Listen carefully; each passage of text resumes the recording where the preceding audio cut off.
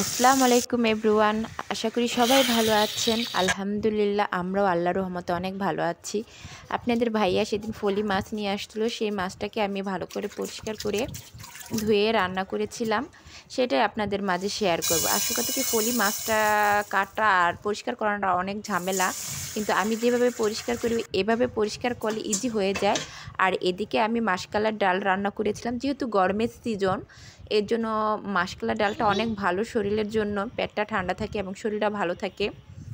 এদিকে মাছটাকে আমি সব রকম করে ধুয়ে পরিষ্কার করে ক্লিন করে নিয়েছিলাম।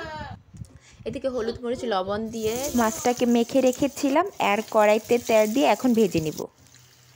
এই তো মাছটা এদিকে ভাজা চলছে। দেখুন, অনেকগুলো মাছ দেওয়ার কারণে সবগুলো একত্র হয়ে গিয়েছে, একটু প্রবলেম হয়েছিল আমার, যাই হোক ম্যানেজ করে নিয়েছিলাম। আর অন্যদিকে আমি চাল কুমড়া ভাজি করেছিলাম। এই জন্য ভাজি করার জন্য প্রথমে আমি ওটাকে কেটে নিয়েছিলাম। আমি সবসময় চেষ্টা করি ময় মশলা দুটার মধ্যে একত্রে দিতে, যেমন চাল কুমড়ার মধ্যেও লবণ দিচ্ছি এবং ডালের মধ্যেও লবণ দিচ্ছি। হলুদের গুঁড়া, মরিচের গুঁড়া, পেঁয়াজ এবং কাঁচামরিচ দিয়েছিলাম। সেম প্রসেসটা আমি ডালের মধ্যেও করেছিলাম। এর জন্য আমার কাজটা অনেক ইজি হয়, আর কাজটা করতেও সবসময় সহজ হয়। পাকঘরটা ক্লিন করা অনেক ইজি হয়ে যায়।